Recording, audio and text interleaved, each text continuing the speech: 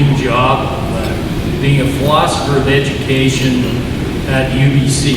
So he just arrived, and so really warm welcome for that. And Sam has, of course, the Late to Love CD available tonight, as well as a book, Small Things and stuff like that, or something like that, and a primer of the philosophy of education, which will be re-released in an expanded version before too long with Cascade. And so, and you'll have an opportunity later to buy books or CDs. And so, warm welcome for Sam Rocha.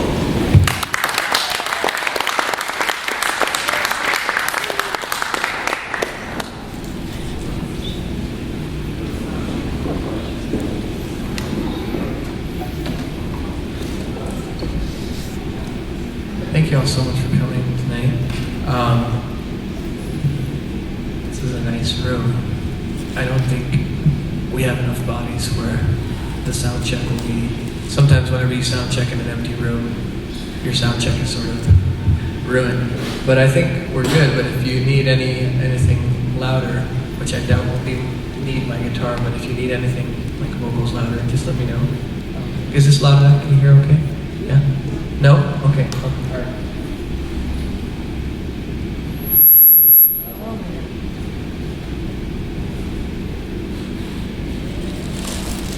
How about this? Is this better? Yeah, okay, great.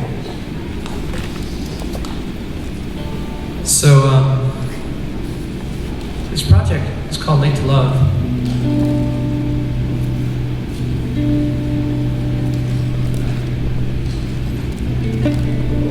And probably the part of it that's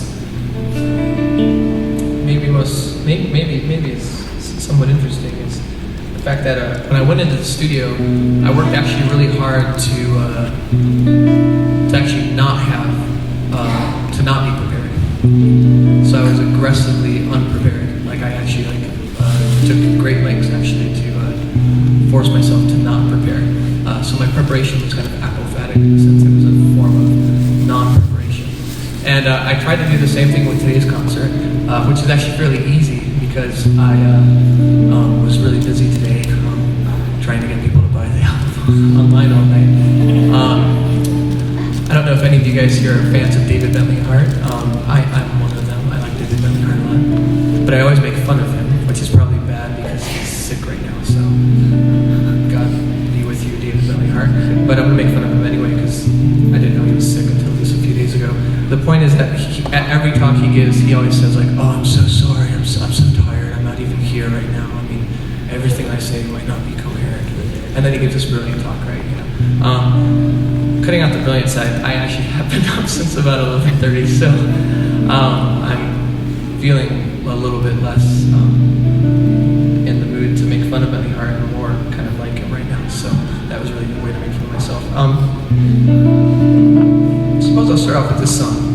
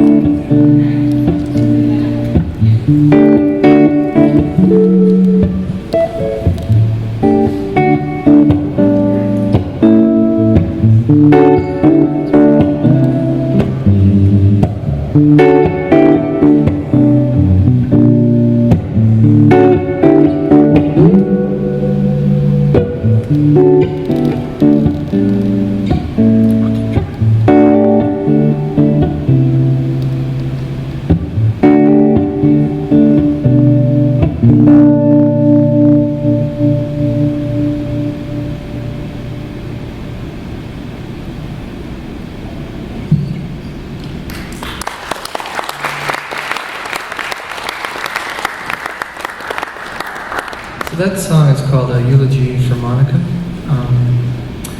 And on the CD, actually, it's the only song that I don't sing a vocal on. Gennaro Richardson, wonderful vocalist, who came in on our last day to do backup vocals,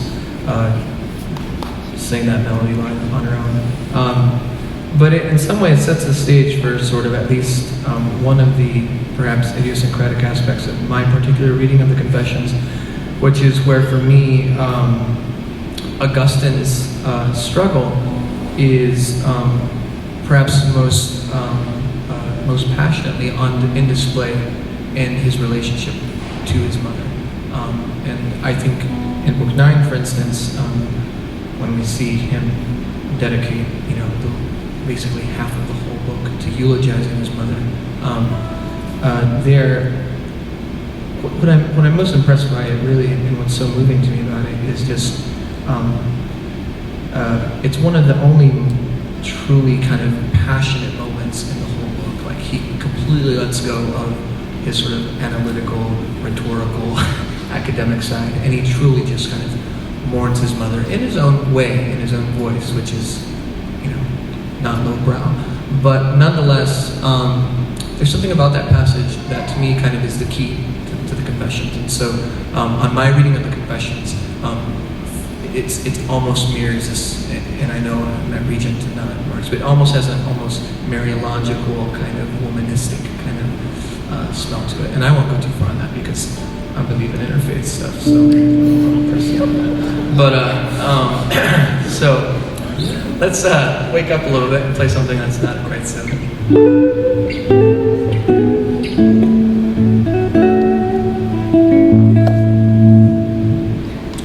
A song called Eggs with Love. How's the balance of everything? Guitar, vocals, and stuff? Yeah? Okay, so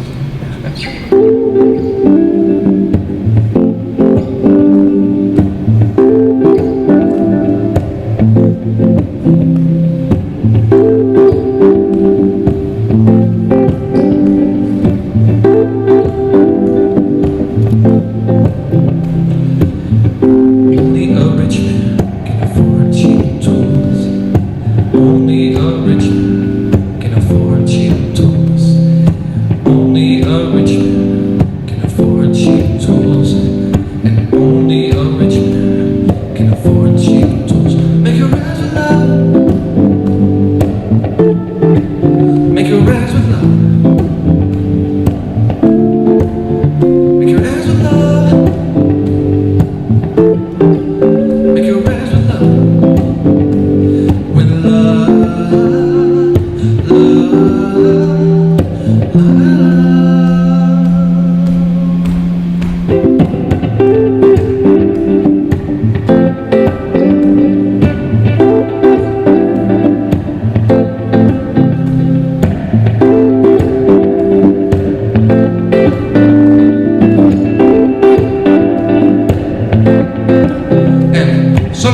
Sometimes you gotta lie to tell the truth. Sometimes you gotta lie to tell the truth. Sometimes you gotta lie to tell the truth. Sometimes you gotta lie to tell the truth. Tell lies with love. Tell lies with love. Tell lies with love. Tell lies with love. With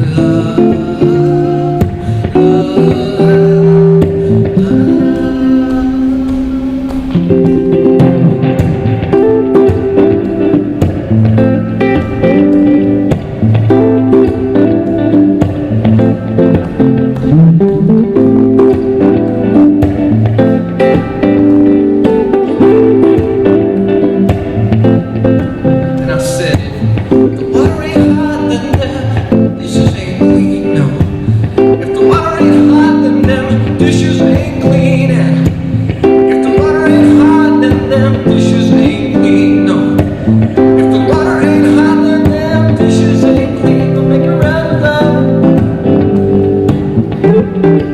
Make it right with love.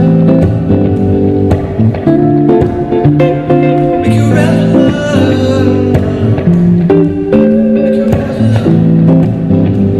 With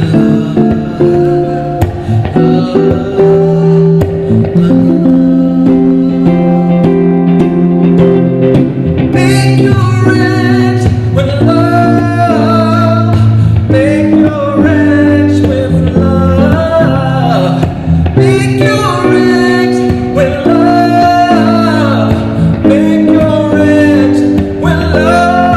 ends with love. Make your ends with love. Make your ends with love. With love, love,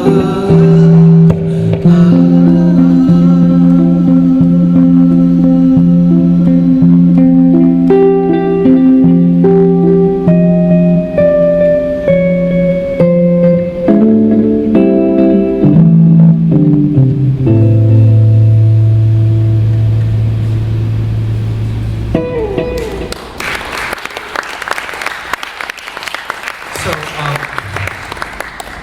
that's the song I probably get the most questions about, which I don't know why.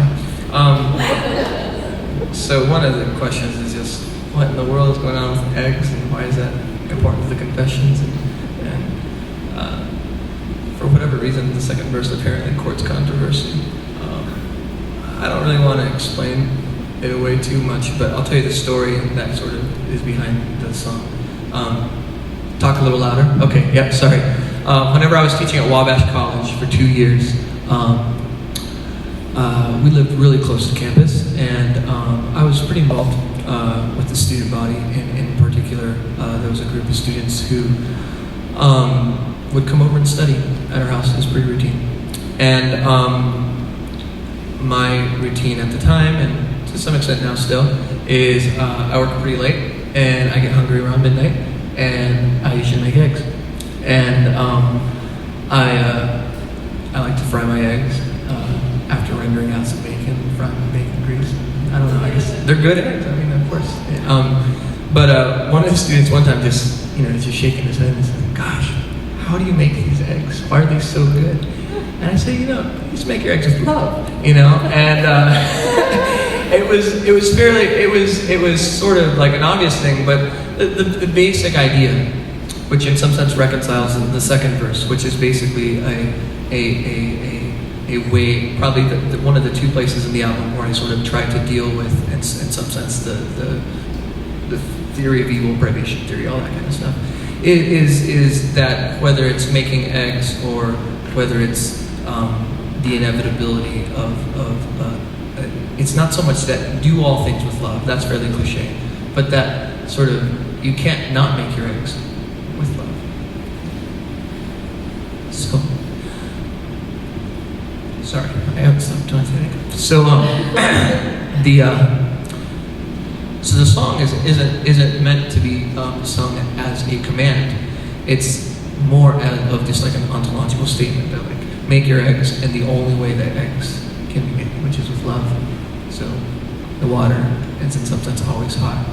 Reference to the blues, suffering, all this kind of stuff. So for some people though, I think they take it as a kind of like happy-go-lucky kind of put the thing down. But the idea of it behind it though is actually rather dark in some ways.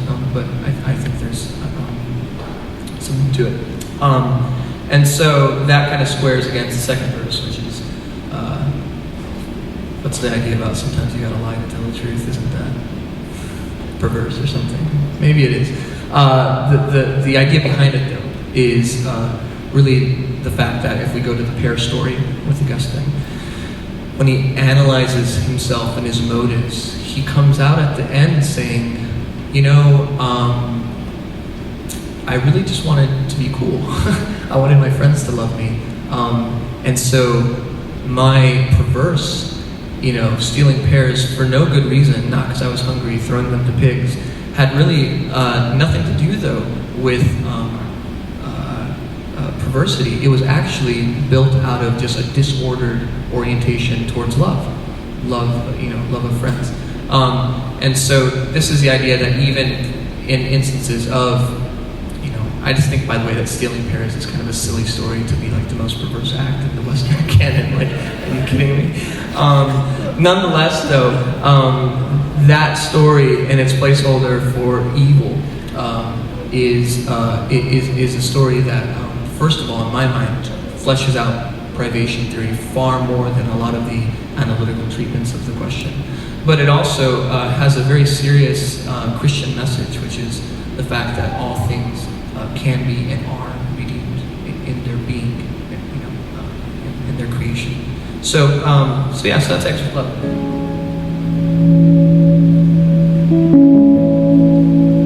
A little bit about me, because I haven't met most of you, and by the way, it's so nice to have people come and to someone who they don't know and listen to my music. It's great. So I grew up playing in the Catholic Charismatic Renewal, playing basically folk music. And my dad grew up in South Texas, and he played a very kind of Mexican folk style guitar.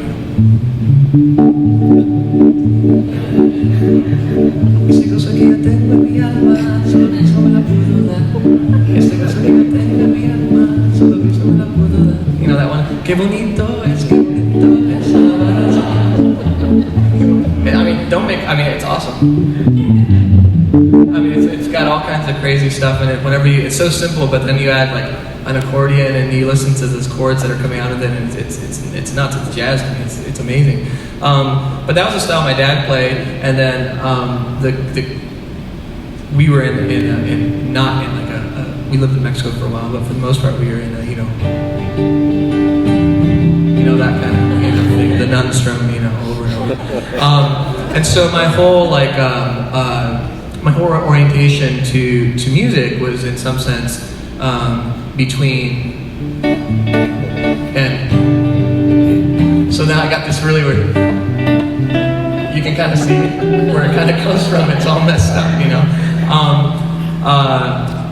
And so here's a song that comes out of probably that style. Probably stylistically was the moment when I realized I kind of had a weird thing going on, because I don't read music or anything, so I've just kind of been learning. And this is from the EP, it's not from the LP. And it's a song called What Is a Song? And I wrote it for my wife, who's in the back. But it gets a little bit at some of the kind of technical construction elements, of at least my right hand is playing.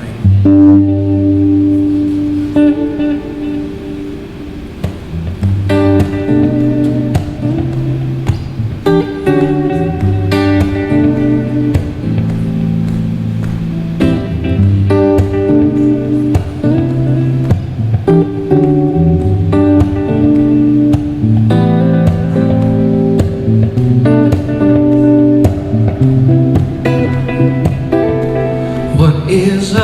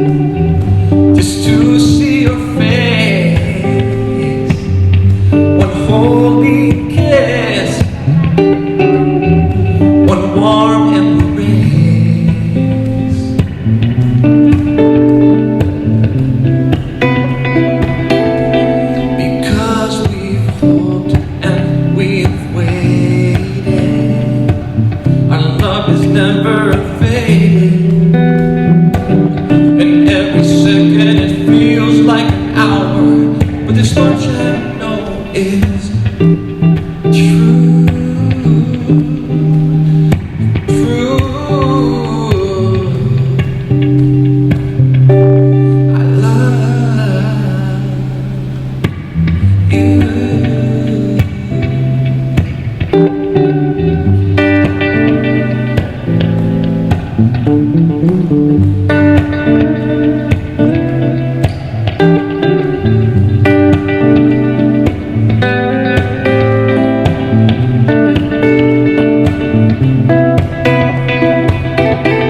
The greatest joy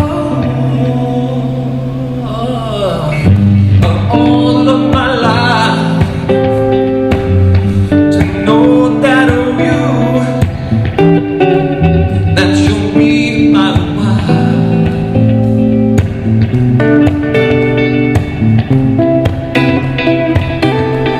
And oh, what happiness fills my heart to know that we never shall part. No,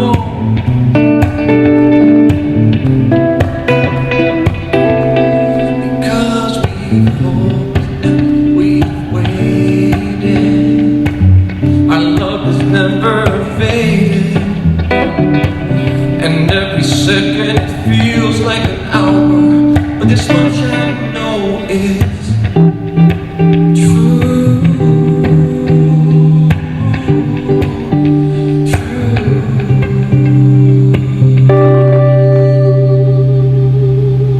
I love you.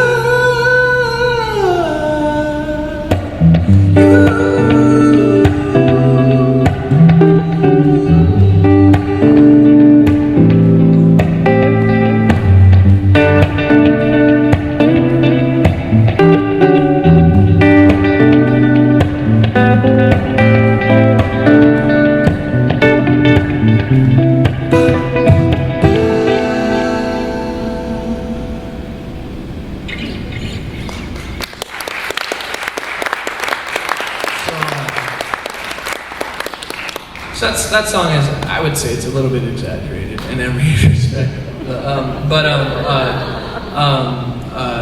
I'm talking about the fretboard, not about the lyrics. I mean, it's. So I think, things moved out. But I think it's also a pretty kind of dramatic description of how you get. And it's in 4. It's a lot of that music is obviously it's in 3s. Polqueada is the term in Spanish. But then it also has a backbeat, and really the backbeat is what over the last 10 years I've spent a lot of my time not playing in church. I played in church from 5 to about 18, 20, 22, 23-ish. But really for the last 10 years, 9 years or so, I've really been playing. I played in a neo soul band for 3 years in Columbus, playing the Chitlin circuit. Fridays, Saturdays, Thursdays, walking in. What are those things called? Metal detective and stuff. Great learning experience. Exposed me to a whole different folklore side of things. Played in a Black Holiness Pentecostal church for a little while, and I played in a Lutheran church for a while. And there I really fell in love with not only soul music, but also neo-soul and jazz. And jazz always seemed to me way too complicated, and in some ways it is. I'm not really a jazz player. People mistake, I think, my playing for jazz, but it's nowhere near jazz. It's jazzy, but it's not jazz. But jazz is a big part of that vocabulary, in particular, Newer's neo-soul, Erica Badu, Jill Scott, that kind of thing, Maxwell. So I had to learn, some stuff going there. And this album really grew out of that exposure to soul, jazz music. But at the end of the day, I still feel most comfortable talking about this as folk music, because really that to me is where my roots are, really where it is. So I'm very comfortable not having a band. Sometimes having a band, I can't usually do more than 4 pieces, otherwise I get it's just too big. stereo running electric guitar saying you don't like big, stuff. But oh well. How about here's the title track to Late to Love.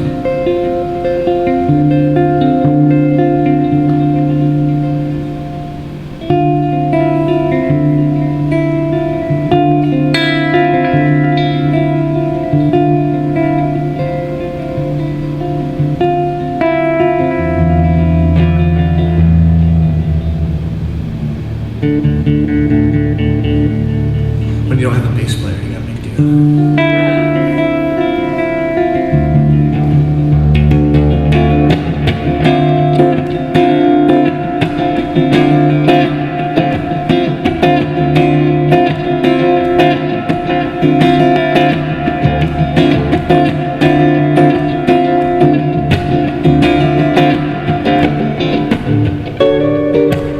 Love always comes late,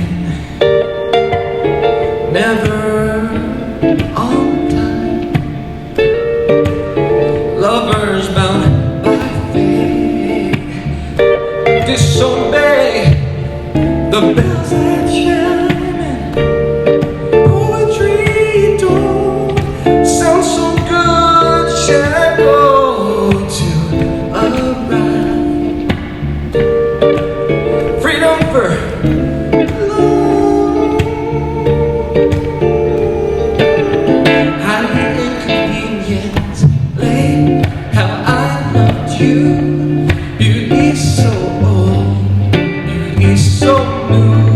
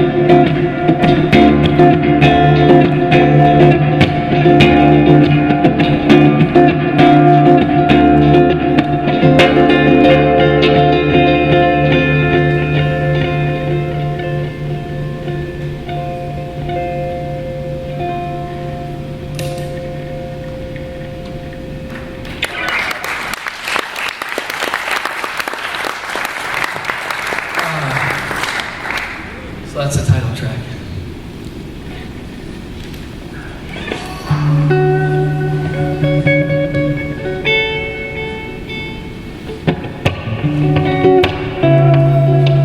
This is a 4-chord song of the album. When you grow up playing praise and worship music, you gotta have a 4-chord song.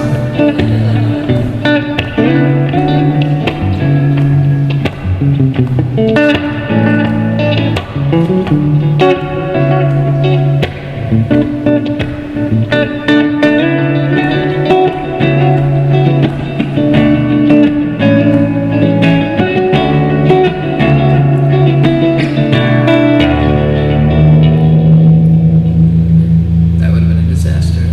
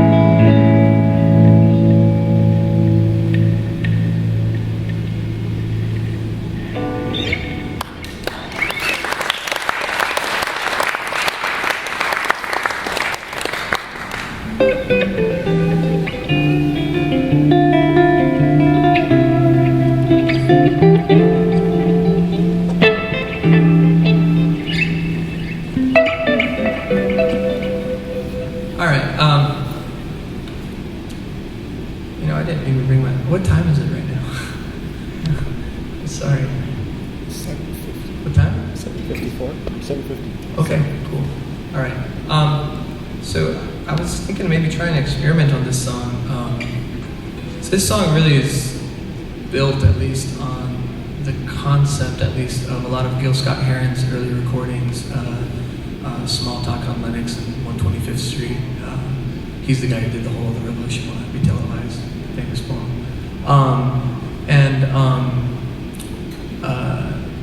So it started off as kind of like a spoken word thing, and then the bridge just kind of like, when you're unprepared, cool things can happen, right? So the bridge just happened in the studio, and frankly, it was the most surprising, kind of tickling thing that happened during that week.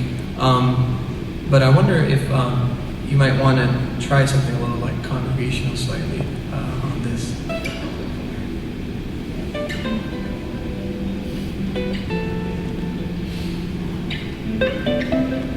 So here's the beat. The beat is sort of syncopated, right? So it's just in 4. All my music is pretty much just in 4, right? But here's the beat.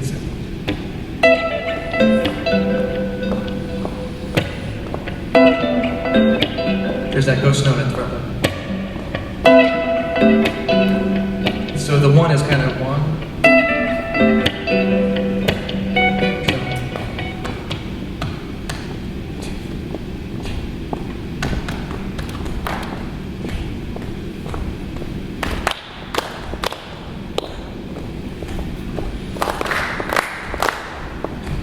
Good.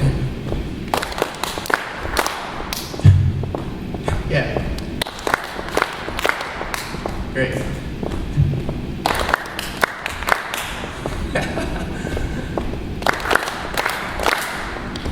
So, aliens come and go. In time and space they wander. Aliens say hello. Too much time they squander for. By the time of greeting, the alien is no more. Alien face is fleeting sand. Castle by the shore, and are the alien wishes for just a while longer. Washed like soiled dishes.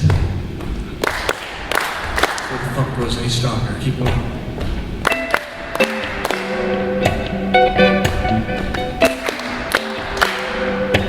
Hey, yeah, keep it on.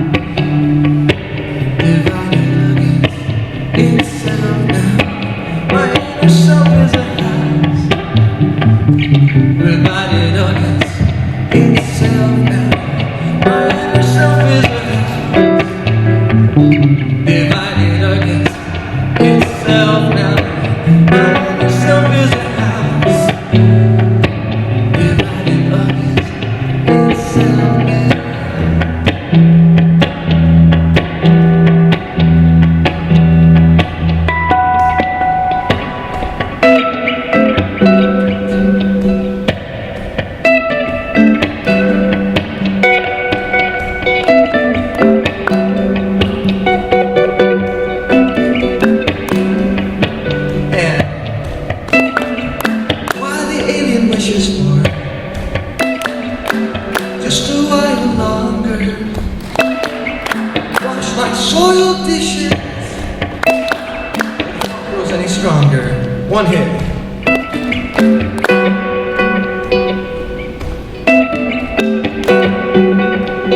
Three hits.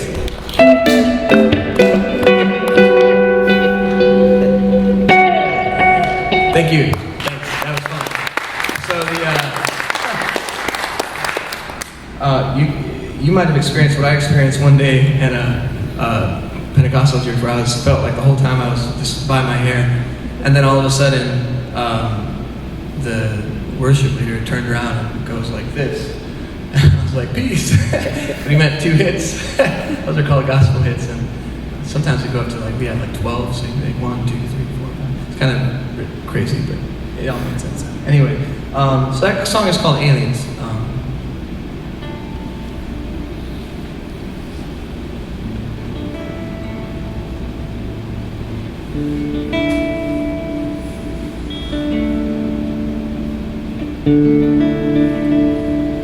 Anybody here like the blues?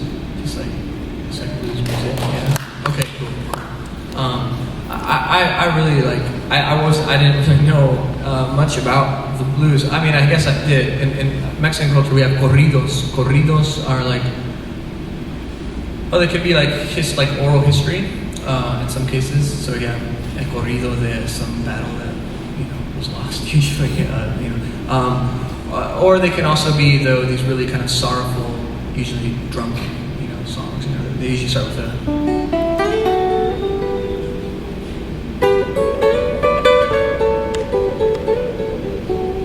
That kind of vibe, they can. So it's not, but it's still, same. Mira como anda mujer por tu querer, the mariachi. So that's the only blues I knew growing up. Were the corridos. But when we moved to Columbus, actually, I knew the blues were important for guitar players. And I knew that I didn't know the first thing about the blues, and so I started going down to a blues jam and kind of get my chops together on that.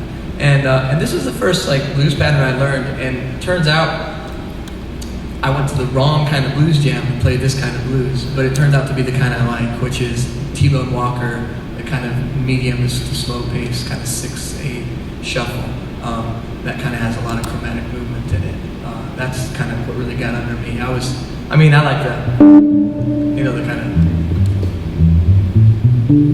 kind of but that's not really my thing. So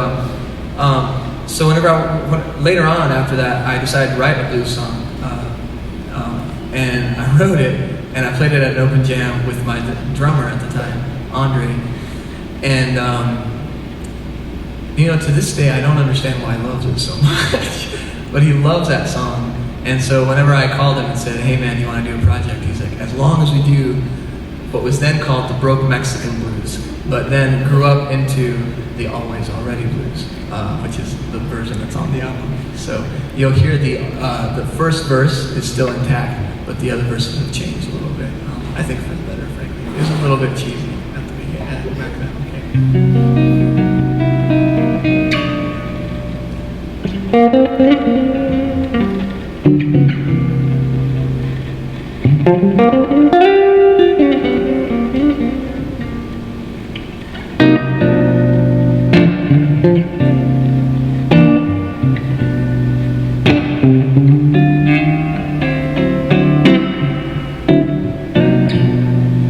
They say the economy is bad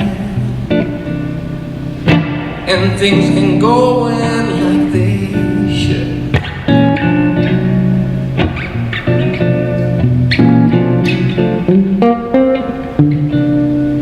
They say the economy is bad and things ain't going like they should.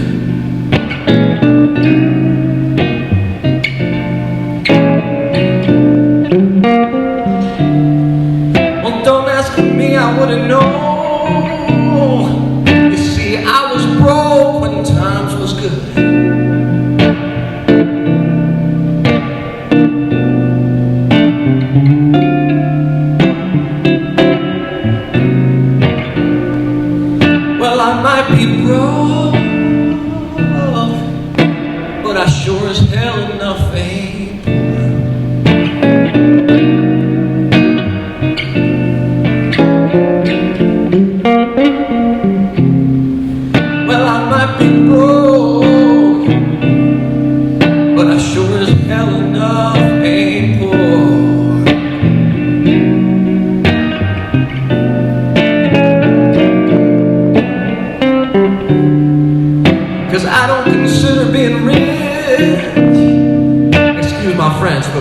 you don't even need at the store.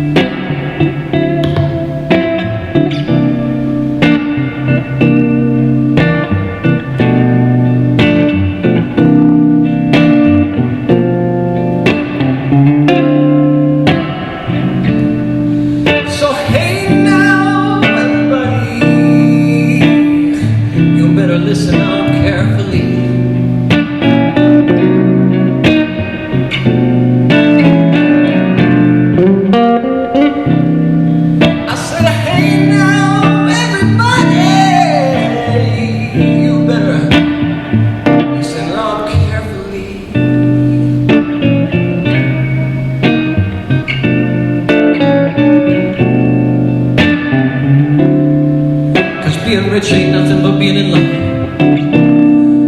And being in love is always already free.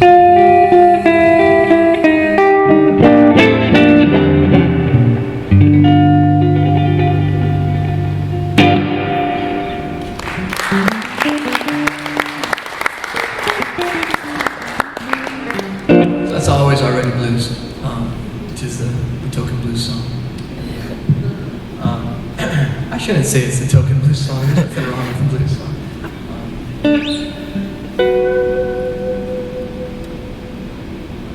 I hope I'm not talking too much in between songs. I get accused of that a lot. My day job, you know. Although professors aren't really supposed to profess anymore, are they? Anyway. A lot of people have asked me about this music and its sort of religious identity. In some cases, like, why is it so religious? From one side. On the other side, you call that religious? How is that religious, right? From the other side. It's a serious question, I think, from both sides. Honestly, it is.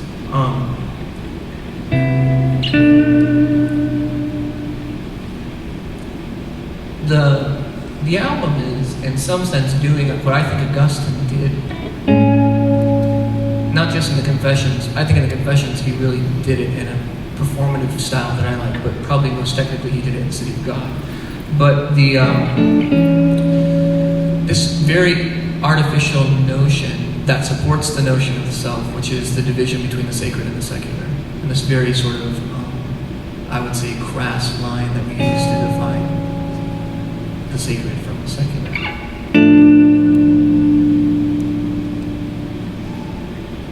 On my reading, at least, I grew up, there was sort of music in church, there was music out of church, and that was the division between the sacred and the secular. Right? There was music on the radio that you could listen to, and there was the 3 CDs that were bearable almost to listen to that you listened to, and there was that, and that's cool. I still love that. But I grew up for a long time in West Texas, and there I started learning a lot about not only Tejano music, which uses that same style stuff, but country gospel and other things. And when I started playing soul music, I mean, just the name, soul, time out, right? I mean, we're playing soul music in a club, but everybody in this club is at church in the morning, and the distinction between how I'm playing, I mean, I got the gig at the church because of my playing in the club, right? And so it really started to complicate things, and because for a while, I kind of had my usual, your 20-year-old fallout with your, upbringing and stuff, and so I kind of fell away from the charismatic renewal and embrace, and probably to this day still embrace, probably a slightly more traditional, not that kind of traditional, but slightly more traditional liturgy. Catholics here know what I'm talking about. Not a rad trad. No, sorry. No SSBX here. But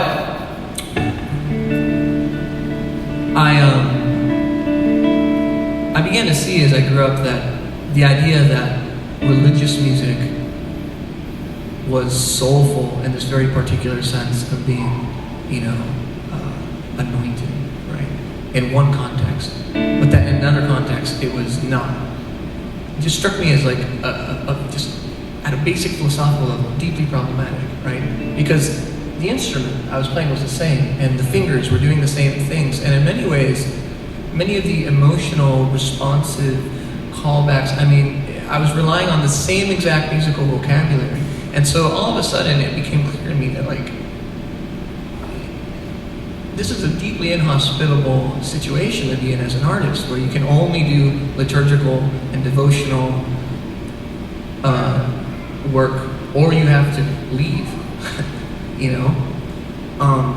And in my mind, what this project is trying to do is precisely to be the sort of music that has to answer those kinds of questions from either side, and hopefully leaves both sides slightly unsatisfied with the result, right?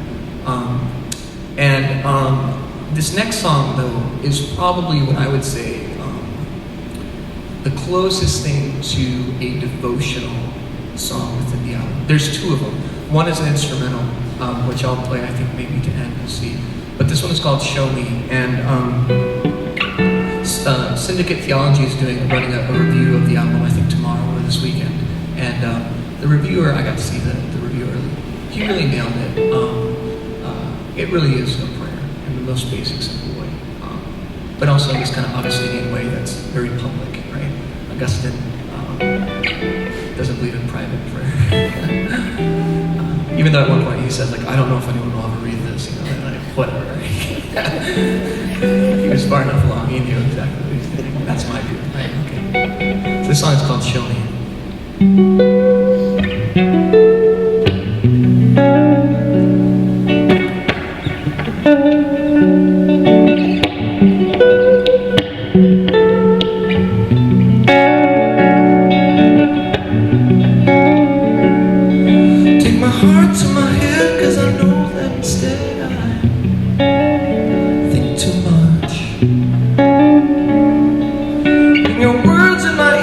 My soul needs to hear your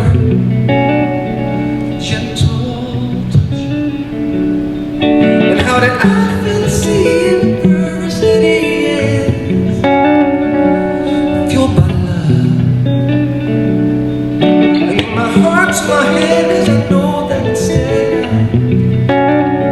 feel. Won't you show me how to love?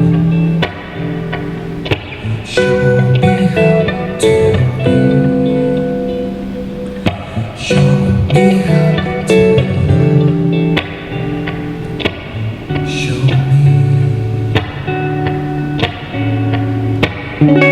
Force me into freedom. Free me from my will. I don't want as I want to. I'd rather have my key. Force me into freedom. Maybe not today.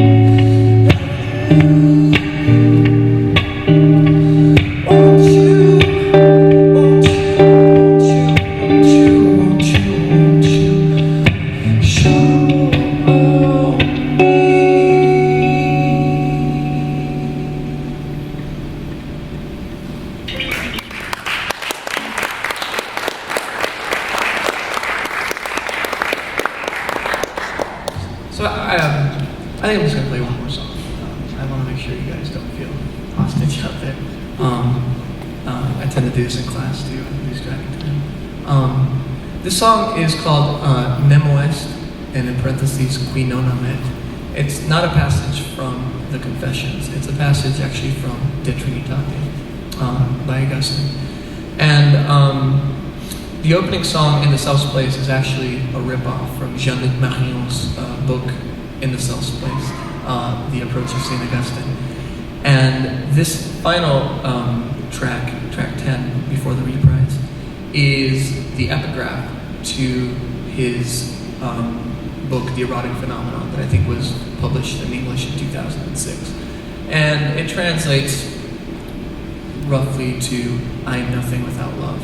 And so, at the end of the day, the album, in addition to making this sort of performative attempt to wrest back the secular and the sacred, right? It's also, though, to try to make a very strong Augustinian objection to this kind of obsession with the self that in my mind is kind of seeped deep into our kind of modern modes. And so what takes the self's place, what goes in the self's place, is answered in this song, which is Nemo Est, I am nothing, there is no self without love. So then love is sort of what replaces the self, which is very kind of classically Augustinian. And it's an instrumental because I believe strongly, this you'll see like in the primer, the distinction between saying and showing is really important to me. And I just think that language, spoken language, this kind of language that I'm using right now, just has severe limits. This instrument, this voice, this language can show some things that perhaps can't be said. So this is called Nemo Est Qui non amet, and I think it'll be my last song. So thanks for coming. I appreciate you sitting and being so attentive. And yeah, you know about this stuff.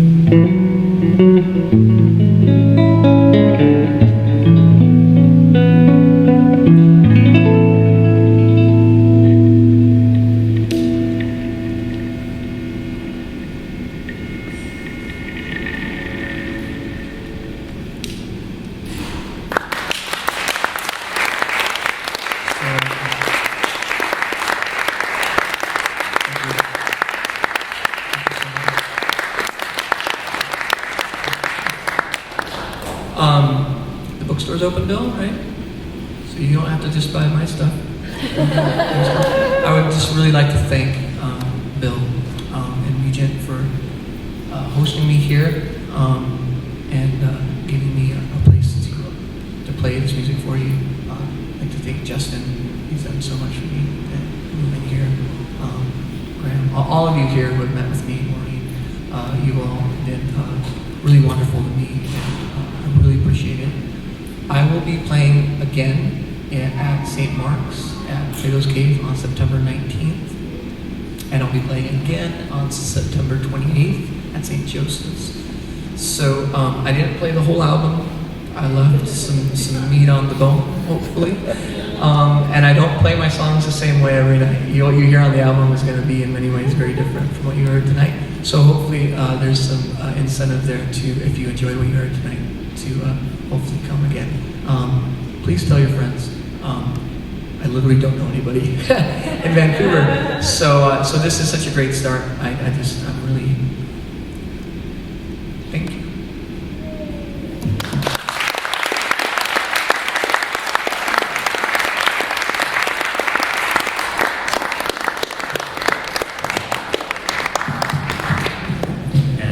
We at Regent College would like to thank Sam again also for tonight. This was fantastic. Thoroughly enjoyed you being here. And yeah, please buy his stuff. We endorse it. It's great. And the bookstore will be open for another 20 minutes, half an hour or so, however long people are milling around. So let's give Sam another round of applause.